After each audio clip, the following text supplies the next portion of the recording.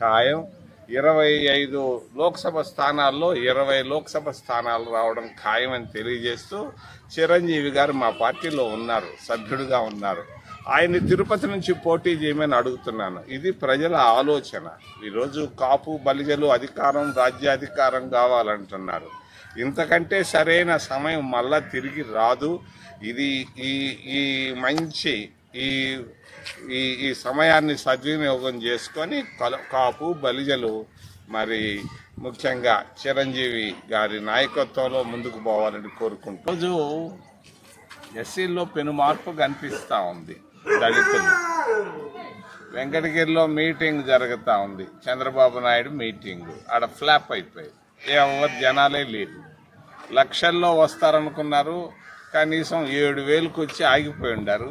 10 గంటలకు వస్తారన్న చంద్రబాబు నాయుడు 1 గంట అవుతున్నాయి, ఆడ కనపడటం. చంద్రబాబు నాయుడిని నేను అడుగుతున్నా, మరి బీజేపీతో మీ వైఖరి ఏంటి?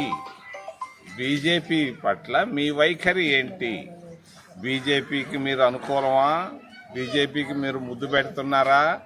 మరి హద్దు మీరి దూరంగా ఉన్నారా? మాకు కావాల్సిన అవసరం ఉంది. అటో ఆ గట్టో ఈ గట్టో తేల్చుకో.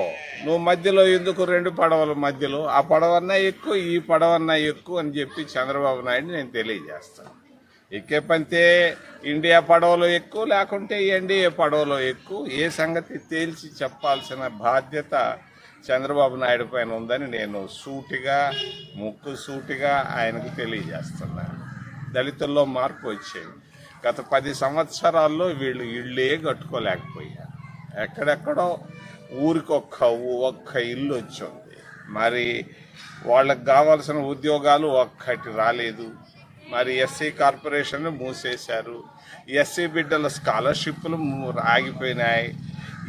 వాళ్ళకి ధీమా కూడా లేదు. ఒకప్పుడు కాంగ్రెస్ ప్రభుత్వం ఉన్నప్పుడు ఇది మా పార్టీ, మా ప్రభుత్వం అనుకున్నటువంటి దళితులకు ఈరోజు ప్రభుత్వం వాళ్ళ చేతుల్లో లేదు, అది మనది కాదు అనుకుంటున్నారు. తాలూకా ఆఫీసు పోతే పట్టించుకోవటం లేదు, పోలీస్ స్టేషన్ పోతే కానిస్టేబుల్ కూడా మతి చేయటం లేదు. ఇది ఈరోజు ఉన్నటువంటి పరిస్థితి. దళితులంతా జగన్మోహన్ రెడ్డిని వదిలిపెట్టి మరి వాళ్ళ చెల్లెలు ఈరోజు కాంగ్రెస్ పార్టీలో చేరిపోయింది. ఆ అమ్మతోటే మరి ఈరోజు కాంగ్రెస్ పార్టీ ఆమె నడిపే బాధ్యత కూడా ఆమెకి ఇచ్చాం మేము.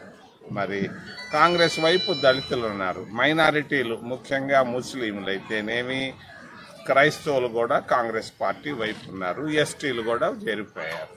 మరి ఉద్యోగస్తులందరూ ప్రభుత్వ ఉద్యోగస్తులు కాంగ్రెసే మేలు అంటున్నారు, మహిళలంతా కాంగ్రెసే మేలు. మరి అక్కడ బస్సుల్లో, తెలంగాణలో బస్సుల్లో తిరగడం చూస్తున్నారు అందరు. మేము కూడా ఎప్పుడు ఈ బస్సుల్లో తిరిగే యోగం అని చూస్తున్నారు.